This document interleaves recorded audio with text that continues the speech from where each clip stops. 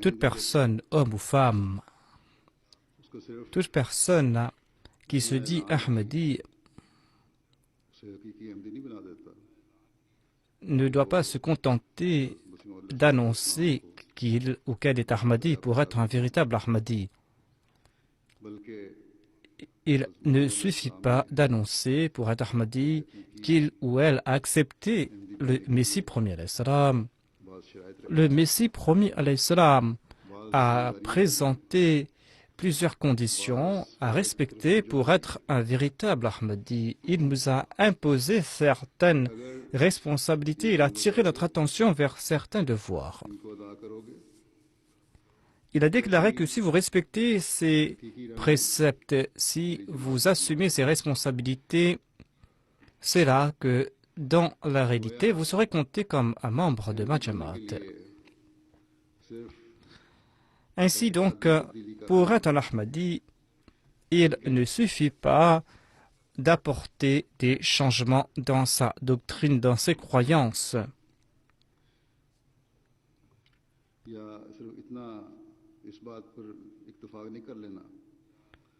Il ne suffit pas de dire que mes parents étaient Ahmadis. Eh bien, je suis moi aussi Ahmadi. Ou de dire que, voilà, j'ai accepté le Messie promis alayhi salam et je suis Ahmadi.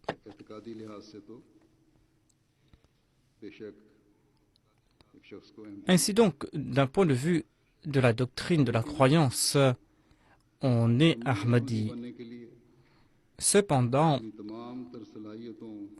pour être un Ahmadi dans la pratique, il faudra user de toutes ses aptitudes, de toutes ses capacités pour traduire dans la pratique ces conseils, ces préceptes que nous a présentés le Messie promis alayhi salam, des préceptes qu'il attendait qu'un Ahmadi allait mettre en pratique. Le Messie promis alayhi salam nous a expliqué clairement que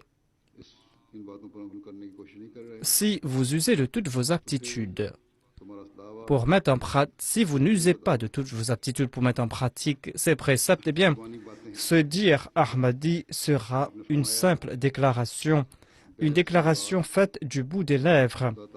Le Messie promis alayhi salam a déclaré que la bayra, le serment d'allégeance, signifie confier sa vie à la personne de Dieu. Cela signifie que aujourd'hui, nous avons vendu notre âme à Dieu. Ainsi, ce n'est pas là une tâche ordinaire. Lorsque nous vendons un objet à quelqu'un, eh bien, nous n'avons plus aucun droit sur cet objet. La personne qui a acheté cet objet devient le propriétaire de cet objet.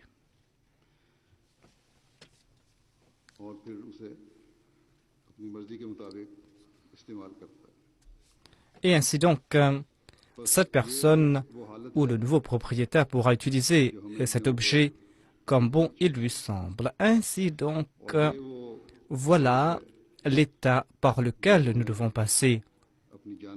Voilà les sentiments qui doivent nous animer. Voilà les sentiments que nous devons avoir à propos de notre âme, de notre vie. Et pour atteindre ce seuil de nos pensées, dit le Messie promis alayhi salam, eh bien, la personne qui m'a prêté allégeance doit tout d'abord faire preuve d'humilité. Et cette personne devra mettre de côté sa personne et les penchants de son âme.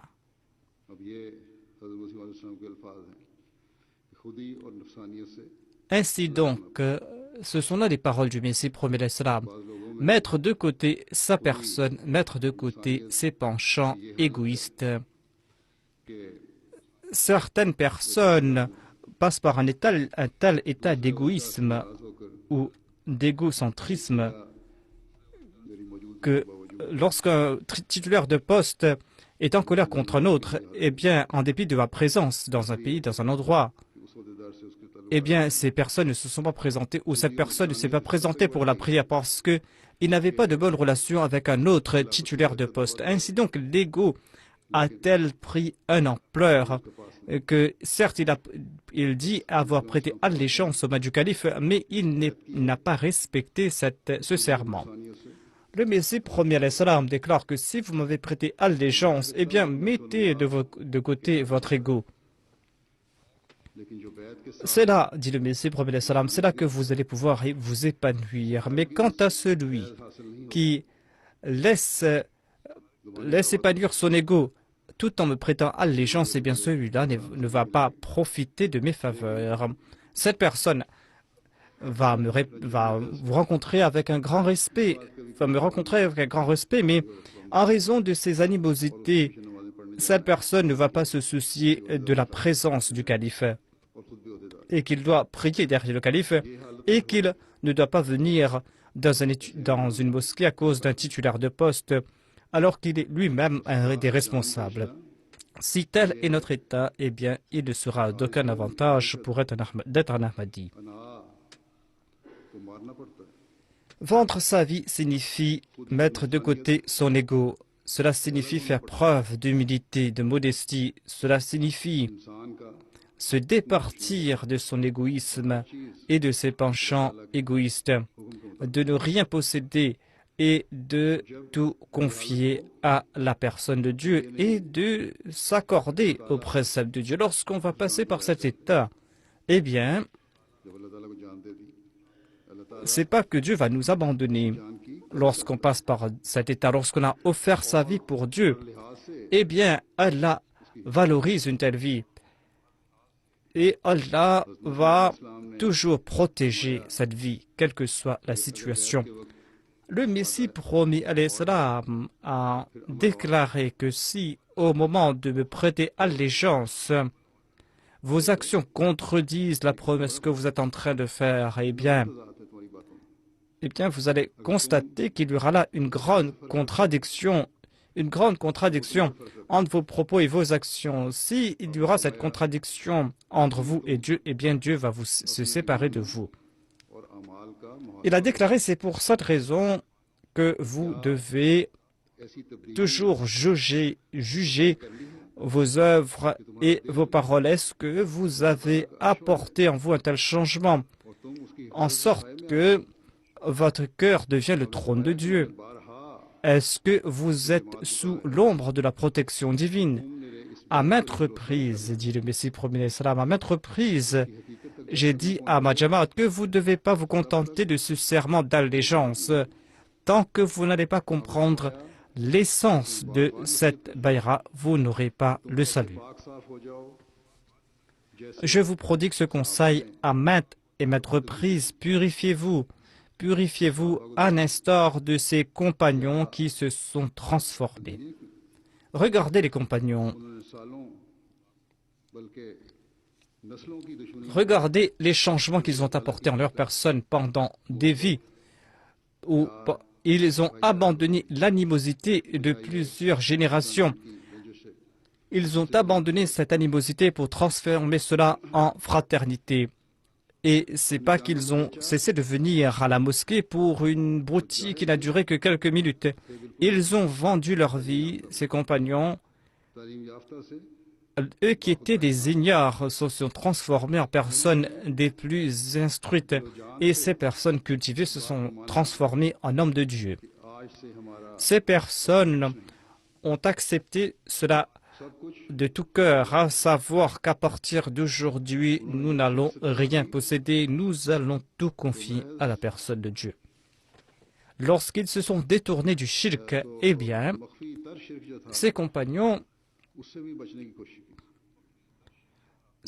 se sont débarrassés du shirk le plus secret, du polythéisme le plus secret. C'est quoi ce polythéisme secret ou caché? Le Messie premier l'Islam explique ce concept en disant que le shirk ou le polythéisme ne signifie pas uniquement adorer des pierres. Mais le shirk signifie aussi adorer les moyens. Cela signifie placer plus de confiance en ces dieux de ce bas monde, de ces déités de ce bas monde. Qui sont ces déités? Ce sont des avantages matériels, des avantages pour lesquels l'on est prêt à sacrifier les commandements de Dieu et de sacrifier les commandements de la religion. Le saint prophète Mohammed sallallahu alayhi wa sallam a déclaré que faire preuve d'ostentation dans ses œuvres, faire preuve d'ostentation, avoir des désirs secrets et égoïstes, ce sont autant de formes de shirk. Si l'on sacrifie les commandements divins, si pour assouvir ses désirs matériels, eh bien l'on est coupable de shirk. Parmi les compagnons, il y avait ces personnes qui avaient une telle crainte de Dieu qu'on mentionne un compagnon qui était assis et qui pleurait. Quelqu'un lui a demandé la raison de ses larmes. Il a déclaré que moi, je me souviens de cette parole du saint prophète Mohammed paix soit lui. Le saint prophète qui a déclaré que je crains le shirk à propos de ma Ummah et ses désirs secrets. Voilà ces compagnons qui avaient cette crainte de Dieu au cœur et qui tentaient d'éviter le shirk, le polythéisme. Au contraire, ils s'en inquiétaient à propos des autres. Ils avaient des soucis concernant les autres. Attention qu'il y aurait au sein de la Ummah de telles personnes qui seront coupables de ce shirk secret. Cette pensée lui a traversé le cœur et cette pensée l'a fait trembler, l'a rendu inquiet et a fait couler des larmes de ses yeux. Et c'est en passant par cet état que l'on pourra dire qu'on est un véritable muwahhid, qu'on est un véritable monothéiste ou qu'on est un véritable adorateur de Dieu. Le Messie prophète salam déclare que la tawhid, le monothéisme, ne signifie pas uniquement déclarer la ilaha illallah.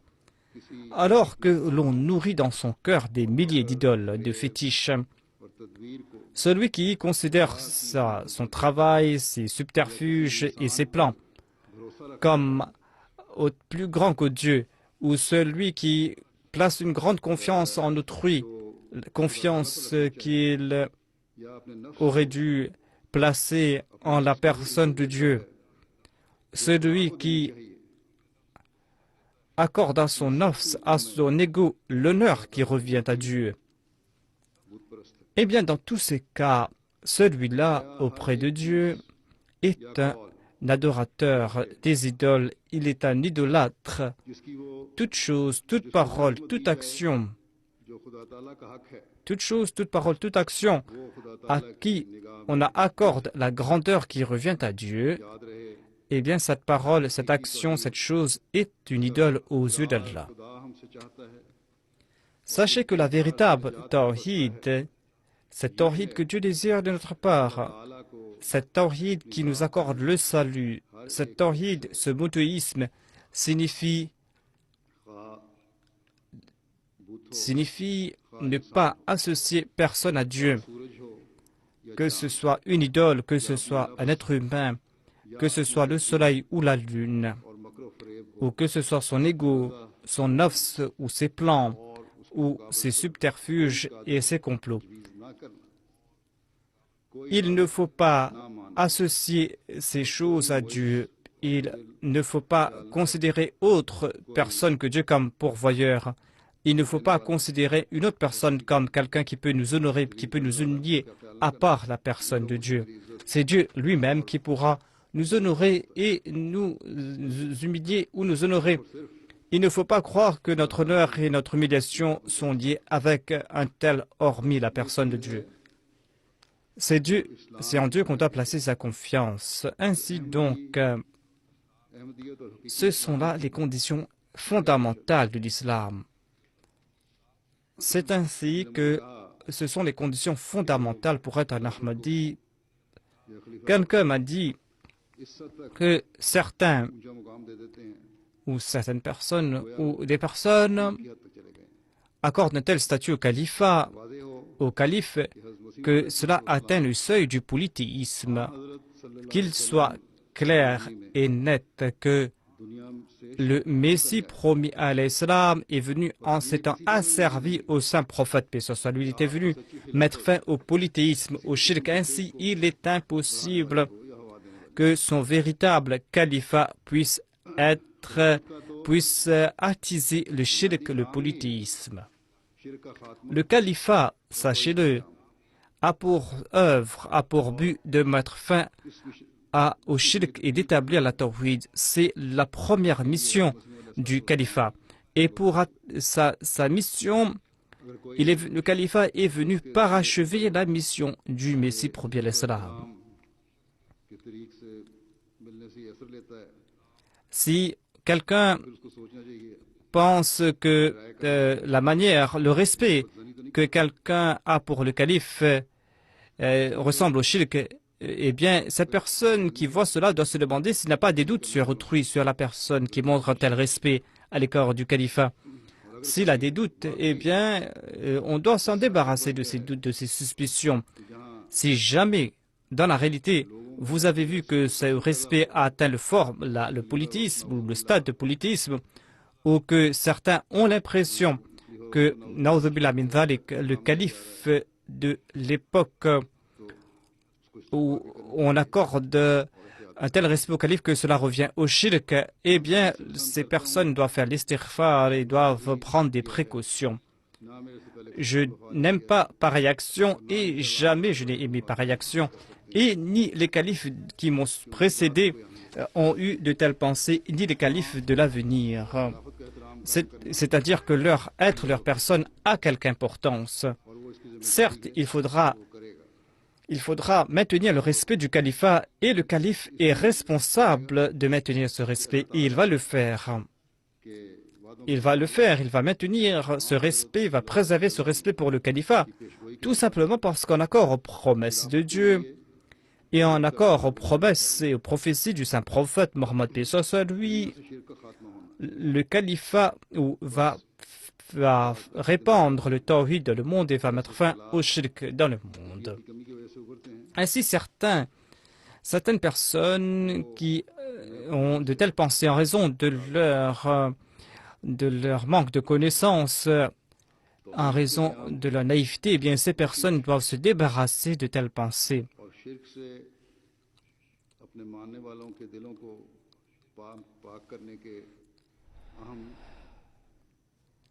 Il faudra purifier son cœur du shirk. Le Messie promis l'Islam est venu donc débarrasser le cœur de ses suivants du shirk et le deuxième travail pour lequel il nous a attiré l'attention et pour lequel nous lui avons prêté allégeance, c'est de se départir du mensonge et de toute forme d'immoralité. Dieu déclare dans le Saint-Coran Fajtanibu jitsa min al-awthani washanabu qawla-zur, c'est-à-dire éviter le mensonge et l'idolâtrie. Le Messie promis alayhi salam a expliqué cela en disant que dans le Saint-Coran, Dieu a déclaré que le mensonge est une impureté. Le mensonge est une impureté, a dit le Messie promis alayhi salam. A déclaré il dit ici dans ce verset, Dieu a déclaré que le mensonge ressemble au polythéisme. Le mensonge est une idole. Sinon, pourquoi est-ce qu'on va abandonner la vérité pour se tourner vers autre chose? Étant donné qu'il n'y a aucune réalité derrière les idoles, de même, il n'y a aucune réalité derrière le mensonge. Le mensonge n'est rien. Le mensonge ne sont que quelques paroles douces ou quelques écrits qu'on a présentés derrière lesquels il n'y a aucune réalité. Ce sont des paroles qu'on a embellies, des paroles qui sont vides de sens. Ensuite, le Messie promis alayhi salam déclare: le mensonge est une idolâtrie. Celui qui place sa confiance dans le mensonge abandonne sa confiance en Dieu. Ainsi, lorsqu'on ment, l'on se détourne de Dieu. Ainsi, si l'on dit qu'on est un monothéiste, si l'on dit qu'on est un adorateur de Dieu, si l'on dit qu'on veut être un véritable musulman, eh bien, il faudra se débarrasser de toute forme de mensonge. Il faudra aussi se débarrasser des menteurs. Certaines personnes, pour des broutilles, pour rien du tout, commencent à mentir. Cela ne sied pas un croyant. On ne doit pas croire que certains petits mensonges ne sont pas des mensonges. Cela tombe dans la catégorie des mensonges. Et cela nous éloigne de la personne de Dieu et du monothéisme, du tawhid. Il y a beaucoup de problèmes, des disputes. Au sein de la communauté, il y a aussi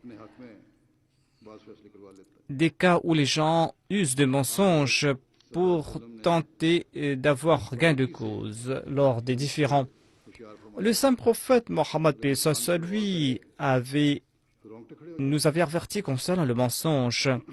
Il avait fait de manière profonde. Et si l'on réfléchit à ce propos, eh bien, les cheveux vont nous dresser sur la tête. Le Messie premier salam a déclaré que celui qui a dit à un enfant que viens, je vais te donner quelque chose, alors que cet adulte n'a pas l'intention de lui donner quelque chose, eh bien, ce sera du mensonge de sa part.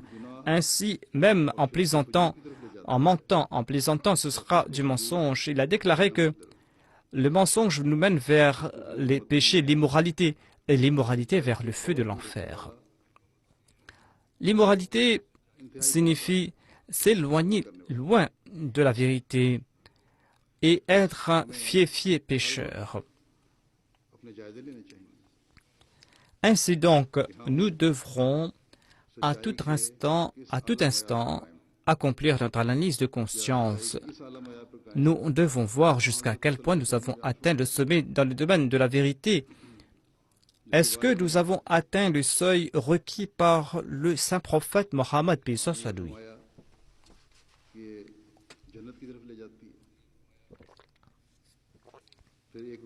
Le saint prophète a déclaré que la vérité nous mène au paradis.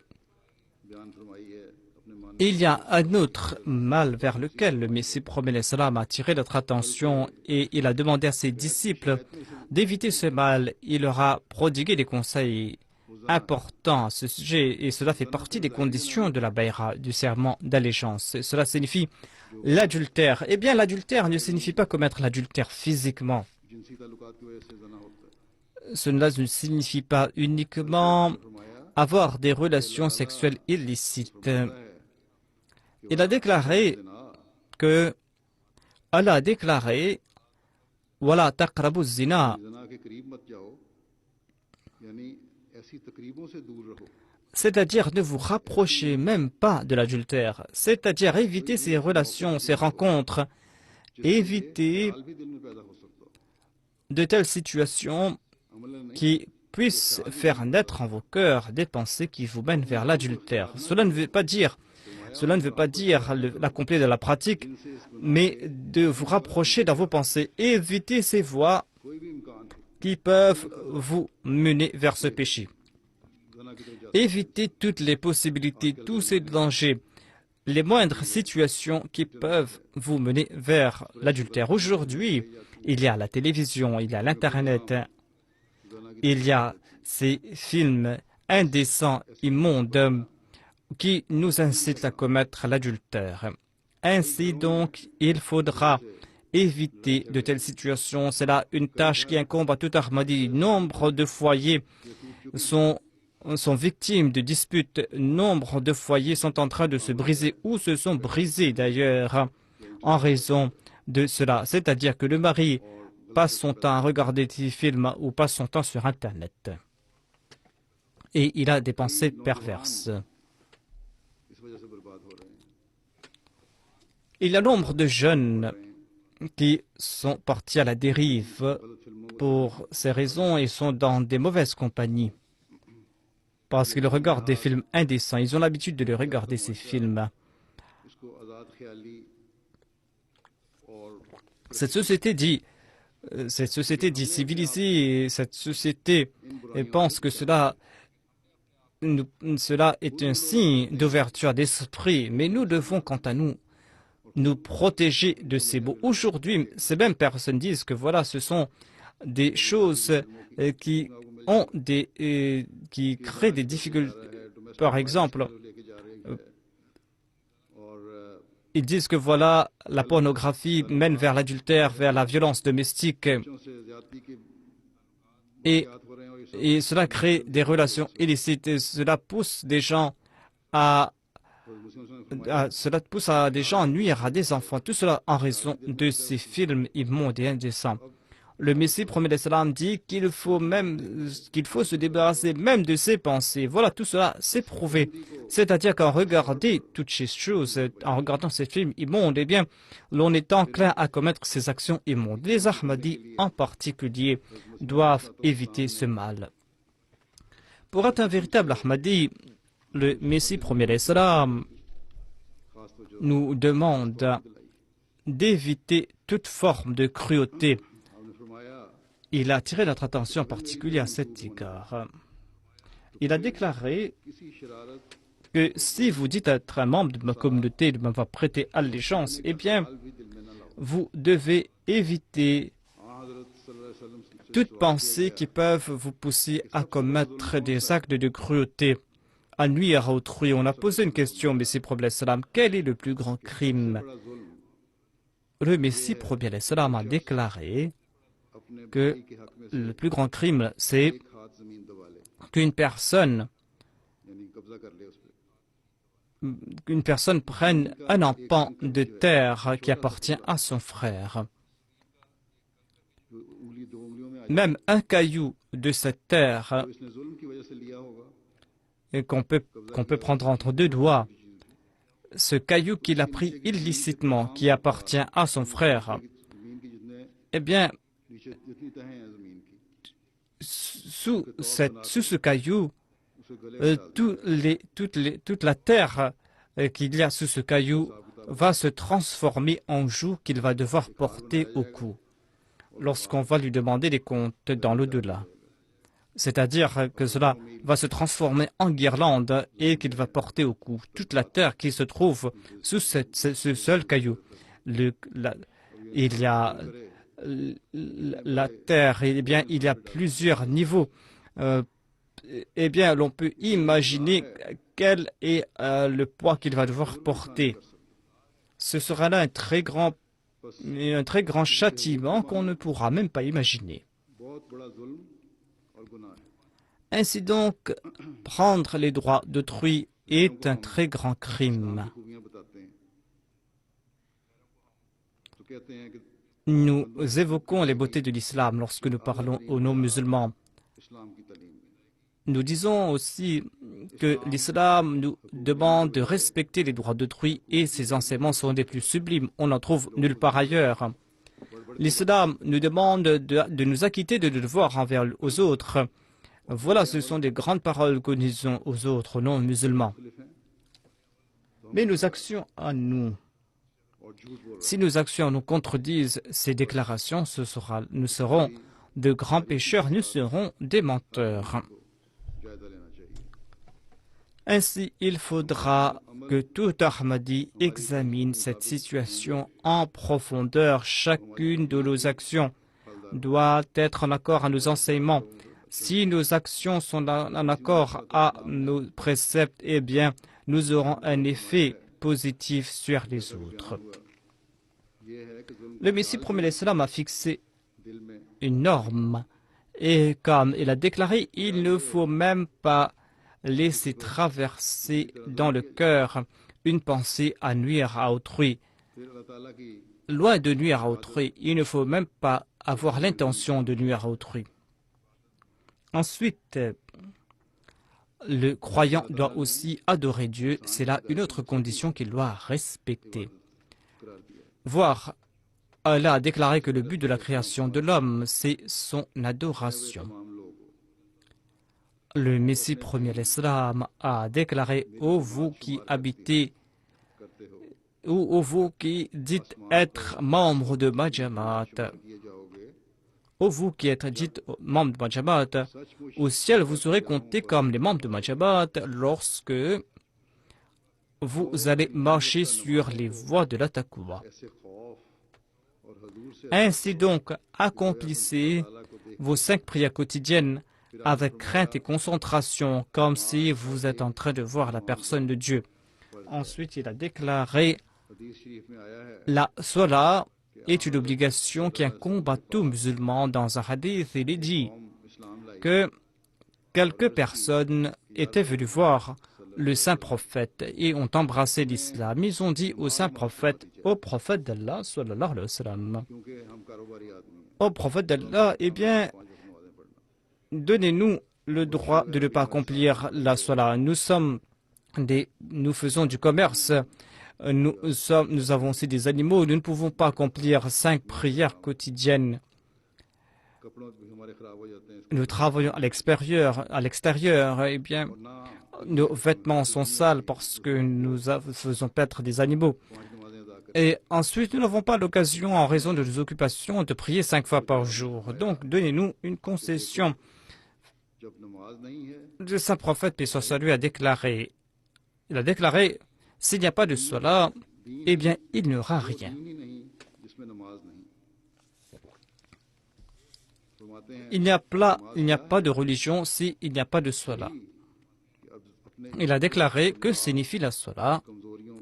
La salat signifie présenter sa faiblesse en toute humilité devant la personne de Dieu.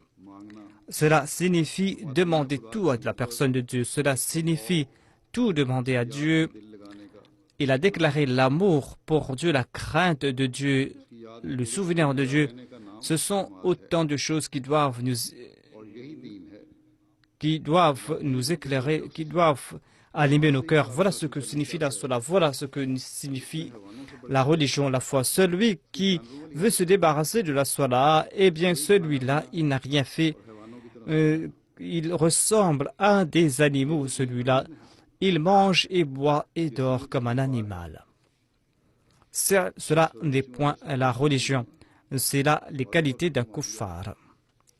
Ainsi donc, le Messie promis alayhi salam nous a expliqué clairement que la différence entre un animal et un être humain, c'est l'adoration de Dieu, c'est la salat. Si nous ne sommes pas vigilants concernant la salat, eh bien nous pourrons nous demander dans quelle catégorie nous tombons. À maintes reprises, j'ai attiré votre attention à ce propos et je le répète encore une fois. Si le centre de la prière ou la mosquée est loin de chez vous, eh bien, réunissez-vous dans une maison, quelques familles où vous pouvez prier en congrégation. D'une part, vous allez être récompensé pour avoir prié en congrégation et d'autre part, vous serez vigilant concernant cela. Et c'est ainsi que la prochaine génération sera vigilante à propos de la salat et sera à l'abri. La prochaine génération va aussi prier en congrégation. Nous sommes en train de bâtir des mosquées. Et demain, Inch'Allah, en Virginie, je vais faire l'ouverture d'une autre mosquée. Mais si nous ne sommes pas vigilants concernant nos actes d'adoration, eh bien, il n'y aura aucun avantage à bâtir ces mosquées. Je le dis à maintes reprises, je l'ai répété à maintes reprises, que si tous les responsables de toutes les organisations auxiliaires, les responsables de la Jamaat à tous les niveaux, s'ils sont vigilants concernant la prière et soient présents pour la prière, eh bien, on pourra améliorer le nombre de personnes, on pourra améliorer ce chiffre de nombre de personnes présentes pour la prière et nous pourrons aussi faire l'éducation de la prochaine génération. Concernant l'importance de la prière, eh bien, je vous présente un dire du Messie, du saint prophète Mohammed lui. Et cela doit nous secouer. Il a déclaré qu'au jour de la résurrection, La première chose à propos de laquelle on va vous demander des comptes, c'est la prière, la salat. Si ce compte, si vous avez réussi dans ce compte, eh bien, vous aurez le salut. Mais si vous n'avez pas réussi dans ce compte, eh bien, vous serez en échec. Ainsi, ce n'est pas un point ordinaire, c'est-à-dire que le fait de négliger la prière, la salat, qu'Allah fasse que tout Ahmadi puisse s'acquitter de ce devoir. Et cela ne concerne pas uniquement les prières obligatoires. Le Messie premier salam a aussi déclaré qu'on doit accomplir la prière Tahajjud et les prières Nawafil. Et le saint prophète a déclaré que vos actes obligatoires seront compensés par vos actes surrogatoires. Dieu va compenser vos actes obligatoires par vos actes facultatifs. Ainsi donc, l'accomplissement des prières Nawafil et Tahajjud est quelque chose d'important. Il faudra être vigilant à cet égard. Les Ahmadis doivent être vigilants concernant un autre point. Cela concerne le fait de demander pardon pour ses péchés et de le faire constamment. L'on est faible. Des fois, en dépit du fait qu'on essaie d'éviter les maux, les péchés, eh bien, l'on est transgresseur. Mais sachez que Dieu n'est pas quelqu'un qui attrape les gens pour leurs écarts de conduite ou qu'il ne fait que surveiller ces écarts de conduite pour châtier les gens. Allah a déclaré que il est pardonnant et que il nous a présenté un moyen pour éviter ces mauvaises actions à l'avenir. Et ce moyen, c'est l'istighfar. Le saint prophète a déclaré que Dieu n'est pas quelqu'un qui va punir. Le Messie premier a déclaré que Dieu ne va pas punir les gens lorsque ces gens sont en train d'implorer le pardon de Dieu. Même si quelques personnes sont en train de demander pardon à Dieu, la majorité ou les autres aussi seront pardonnés.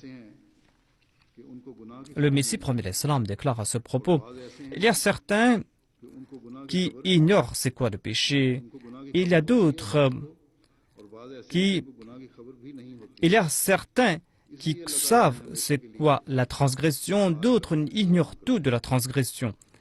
C'est pour cette raison que Dieu a déclaré que l'istighfar doit être accompli de manière permanente. Que l'on soit conscient de ses péchés ou pas, il faudra toujours accomplir l'istighfar. On commet des péchés sans connaissance de cause, des fois.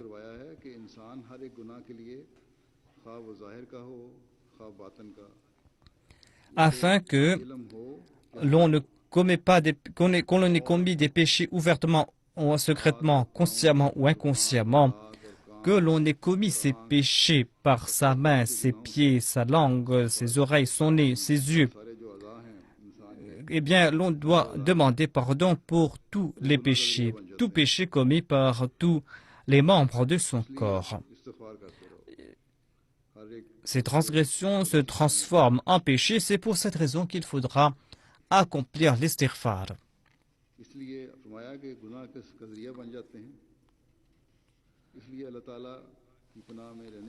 Eh bien, ce sont des péchés que l'on commet par les membres de son corps. C'est pour cette raison qu'il faudra toujours chercher la protection de Dieu.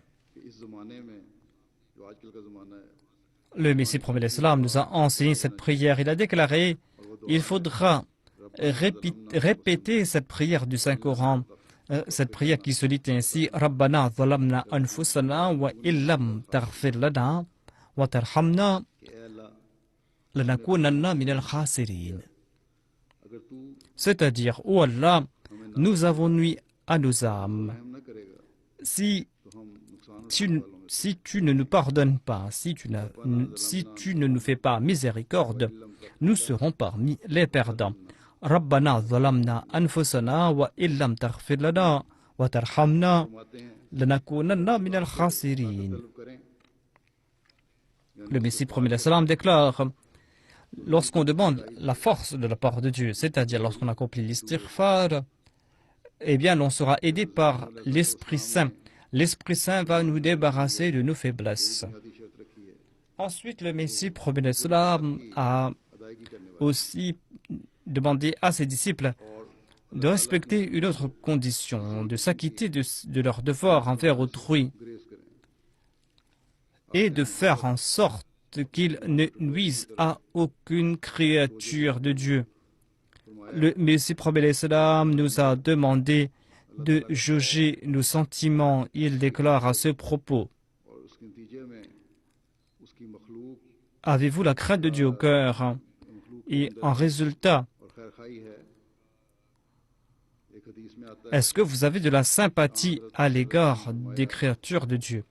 Selon un hadith, le saint prophète Mohammed lui a déclaré que vous ne devez pas être jaloux des uns et des autres, vous ne devez pas vous disputer, vous ne devez pas nourrir de l'animosité à l'égard d'autrui. N'ayez point de l'animosité à l'égard d'autrui et que ne faites pas de la surenchère, soyez des frères. Un musulman ne nuit pas à son frère musulman, il ne l'humilie pas et il ne le méprise pas. Il suffit pour être un pécheur que de mépriser son frère musulman. Chaque musulman, le sang, l'honneur et les biens de chaque musulman sont interdits à tout autre musulman. Aujourd'hui, nous devons faire montre de ces qualités plus que toute autre personne. Et par la grâce de Dieu, on arrive à respecter jusqu'à un certain point ces conditions. Si tous les musulmans comprennent cette réalité aujourd'hui, si tous les musulmans mettent en pratique ces préceptes, et si les États musulmans font de même, eh bien, ces atrocités que commettent les musulmans contre d'autres musulmans, eux qui sont en train de tuer d'autres musulmans, des centaines de milliers d'enfants sont devenus orphelins, des centaines de milliers de femmes sont devenues veuves, des vieux sont en train de mourir, eh bien, il n'y aurait plus pareille atrocité. Ensuite, il y a l'arrogance, qui est un très grand péché. Grand péché que Dieu nous a demandé d'éviter. Il en fait mention dans le Saint-Coran. Le saint prophète Mohammed lui a attiré notre attention à ce propos. Le saint prophète lui a déclaré: celui qui a de l'arrogance, de la grosseur d'une graine de moutarde dans son cœur, celui-là n'entrera pas au paradis. Le Messie promet l'Islam a déclaré qu'auprès de moi, la meilleure méthode pour se purifier, et je ne crois pas qu'il peut y avoir d'autres moyens. Le meilleur moyen d'être pur, c'est de se débarrasser de toute arrogance, ne pas être arrogant, fier de sa connaissance, de sa lignée, ou en raison de ses biens. Il déclare: je conseille aux membres de ma Jamaat éviter l'arrogance, l'orgueil, car ce mal est un mal qui déplaît à Dieu, Dieu déteste ce mal. Et lors du dernier Hajj, le saint prophète avait aussi déclaré que, quelle que soit votre appartenance, votre origine en tant qu'être humain, vous êtes tous égaux. Le noir n'est pas supérieur sur un blanc, le blanc sur un noir.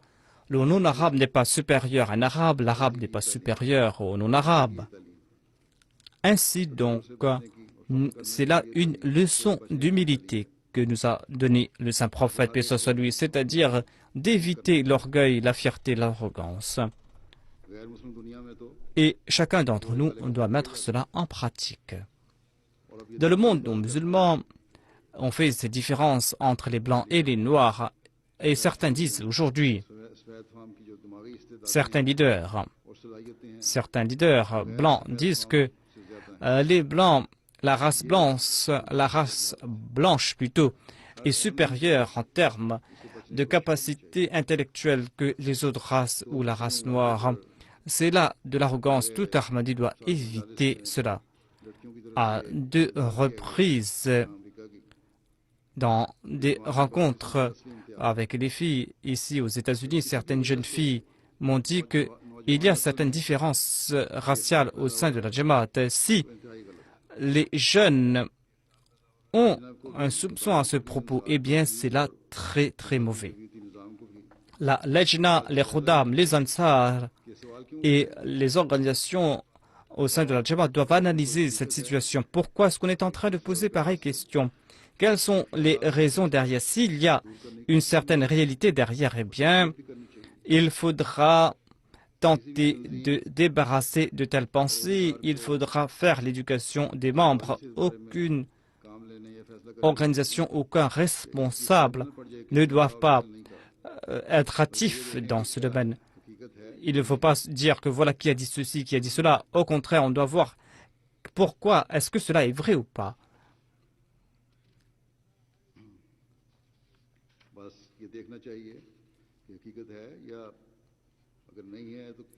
Ainsi donc, on doit voir s'il y a quelque réalité derrière ces propos. Sinon, pourquoi est-ce qu'il y a ces questions? Est-ce qu'il n'y a pas de l'animosité personnelle? C'est pour cette raison qu'il y a de tels sentiments. En tout cas, quelles que soient les raisons, avec sagesse, avec amour, l'on doit tenter de mettre fin à ce mal. Il y a cette jeune fille qui m'a posé cette question. Eh bien, je lui ai répondu, je lui ai dit de m'écrire en détail pourquoi est-ce qu'elle a de tels sentiments. Pourquoi est-ce qu'elle pense qu'il y a une différence entre les gens de différentes ethnies au sein de la Jamaat? En tout cas, faire de telles différences est une forme d'orgueil et nous devons, quant à nous, nous débarrasser de pareil orgueil. Le Messie, promet l'Islam, a tiré notre attention à ce propos.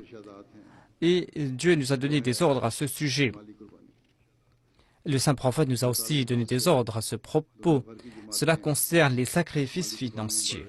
Par la grâce de Dieu, dans le monde entier, les membres de la Jamaat consentent à des sacrifices qu'on fait de manière ponctuelle et qu'on fait de manière régulière. Et la Jamaat Ahmadiyya des États-Unis aussi fait des efforts. Mais il y a aussi les autres fonds de la Jamaat. La Chanda'a, mais bien jusqu'à présent, selon les chiffres qu'on a, on constate qu'il y a encore des lacunes à ce sujet. Il faudra être vigilant à ce sujet. Un pauvre peut dire que voilà, il est en difficulté, qu'il n'arrive pas à payer ses contributions et il peut diminuer le taux. Il peut prendre une permission pour diminuer le taux. Mais quant à ceux qui ont de bons revenus, eh bien, ceux-là doivent s'analyser.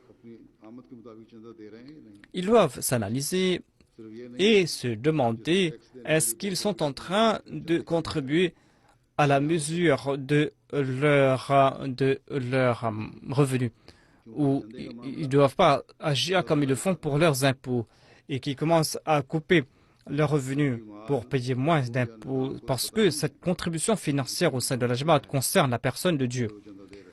Le secrétaire Mal ou Nizam ne sait pas quel est votre revenu. Mais Dieu le sait très bien. Il connaît l'état des cœurs.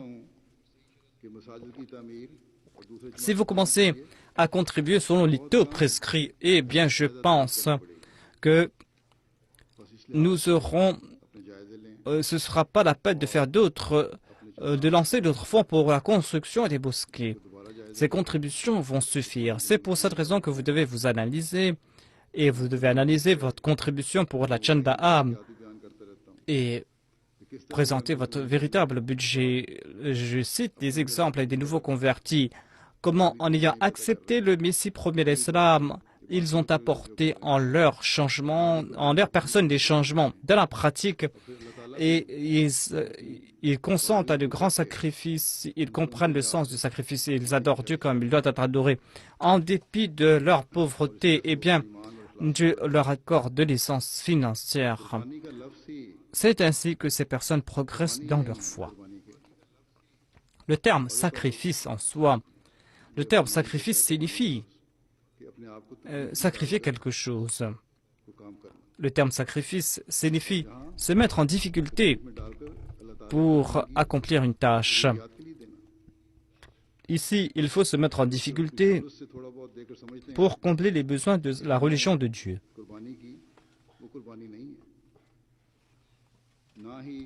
Celui qui pense qu'il a sacrifié un peu et que cela suffit, eh bien, celui-là n'a pas accompli de sacrifice. Et ces personnes n'ont accordé aucune faveur à Dieu. Même si ces personnes ne contribuent pas, eh bien, Dieu va combler les besoins de la religion et va le faire tout comme il l'a fait. Et il va continuer à le faire.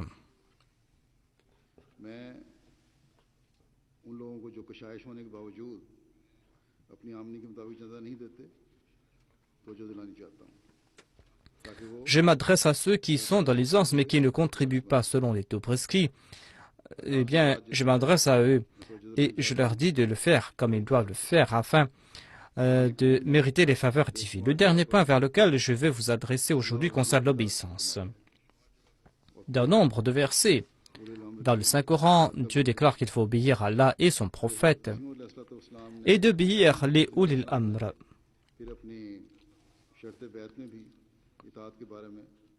Le Messie premier, l'Islam, dans les conditions de la Bayra, a évoqué l'obéissance. Il a déclaré qu'il faut l'obéir en toutes choses bonnes et respecter cette condition jusqu'à son dernier souffle. Nous avons ce serment que nous faisons dans de différentes organisations, c'est-à-dire d'obéir à tout ordre du calife. Certaines personnes qui ont l'esprit pervers ou certaines personnes qui sont des hypocrites disent que on promet à Dieu des décisions qui sont marouf. On promet d'obéir à des décisions qui sont marouf et ils disent que certaines décisions ne sont pas marouf.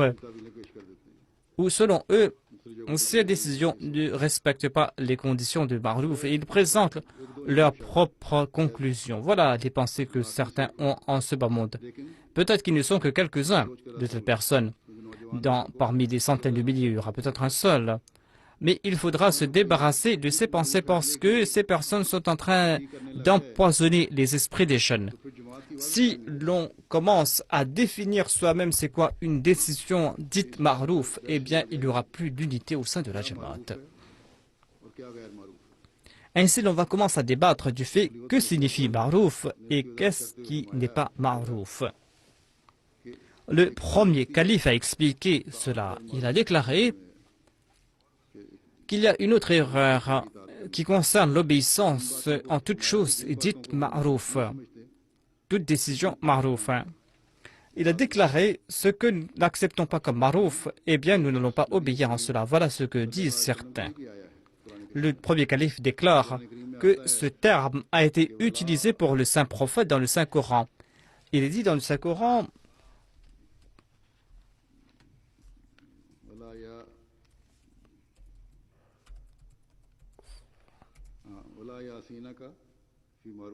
il est dit dans ce verset du Saint-Coran Wala yarsunaka fil ma'ruf.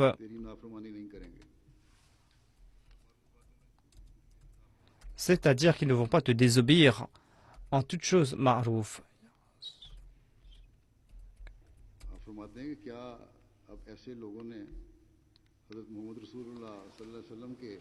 Le Messie premier l'Islam, ou le premier calife déclare plutôt, croyez-vous que ces personnes ont fait une liste des décisions marouf et pas marouf du saint prophète?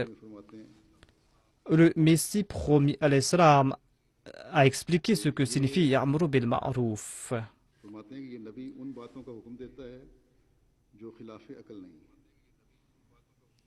Ce prophète vous enjoint des choses qui ne sont pas contre la rationalité, c'est-à-dire les choses marouf sont des actions qui ne sont point contre la rationalité ou irrationnelle et sont en accord au précepte du Saint-Coran.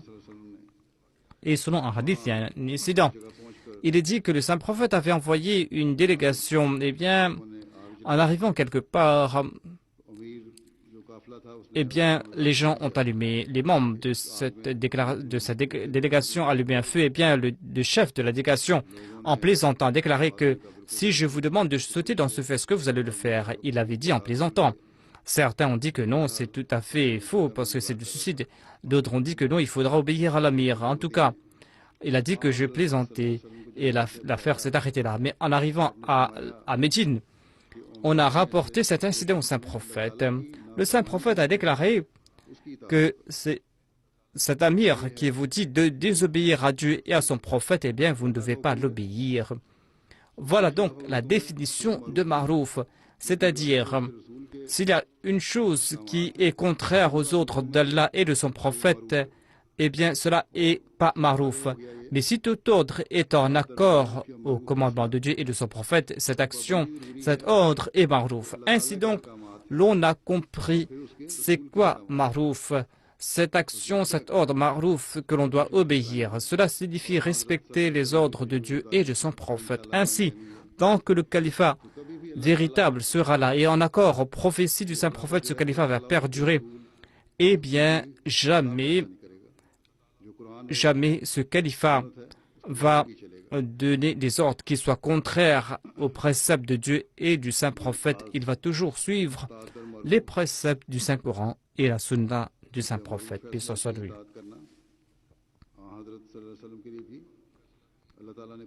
Voilà donc le sens d'obéissance en toutes choses Ma'rouf. Dieu a évoqué cela dans le Saint-Coran, eu égard au saint prophète Mohammed, paix soit sur lui. Et c'est une des conditions de la bayra. Et lorsqu'on prête allégeance au calife, eh bien, on mentionne la même chose.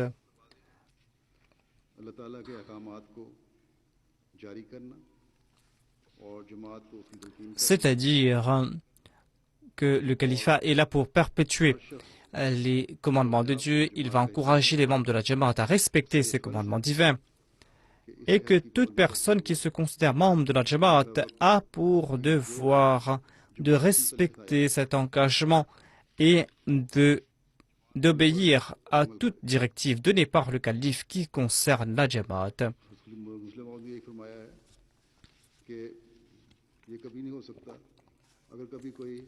Hadrat Muslim Maud a expliqué qu'il est impossible que, même si le calife a donné des directives qui sont dans de telles directives, eh bien, Dieu va faire en sorte que le résultat sera positif.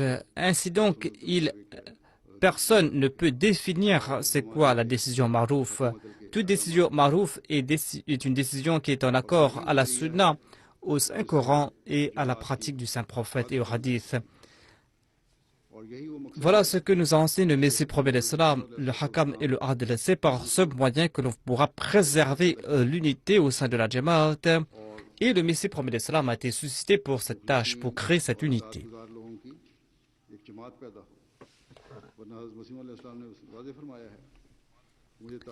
Il est venu pour créer cette Jamaat de personnes sincères, de personnes obéissantes. Le Messie prophète l'Islam a dit que je ne souhaite pas croître le nombre de ma Jamaat. Je ne souhaite pas augmenter le nombre de ma Jamaat des gens qui ne savent pas c'est quoi l'obéissance. Je veux des personnes obéissantes. Il a déclaré que si vous n'êtes pas réformés, si vous ne menez pas des vies en accord aux préceptes de Dieu, eh bien, cette bayra ne vous sert à rien. Ainsi donc, nous serons des Ahmadis lorsque nous allons comprendre cette réalité. Lorsque nous allons user de toutes nos aptitudes pour cette cause. Le Messie promet l'Islam déclare: l'obéissance n'est pas quelque chose d'insignifiant, ce n'est pas quelque chose de facile. Ne croyez pas que l'obéissance est chose facile. L'obéissance est synonyme de mort. Celui qui n'est pas obéissant au doigt et à l'œil, celui-là est en train de ternir l'image de cette communauté. Il déclare: j'ai dit à maintes reprises à ma Jamaat, je lui ai conseillé qu'elle ne doit pas, ou que vous ne devez pas placer toute confiance en cette bayra, ou de vous fier à ce serment d'allégeance que vous avez prêté. Tant que vous n'avez pas compris l'essence du serment d'allégeance, vous n'aurez pas de salut. Qu'Allah fasse que chacun d'entre nous puisse comprendre les enseignements du Saint-Coran, que nous puissions y conformer nos actes et que nous puissions respecter la bayra que nous avons prêtée au Messie prophète d'Islam, que nous soyons obéissants au calife et que cette obéissance soit indéfectible et que nous puissions sincèrement obéir à tout ordre marouf du calife. Qu'Allah nous en accorde la possibilité à nous tous.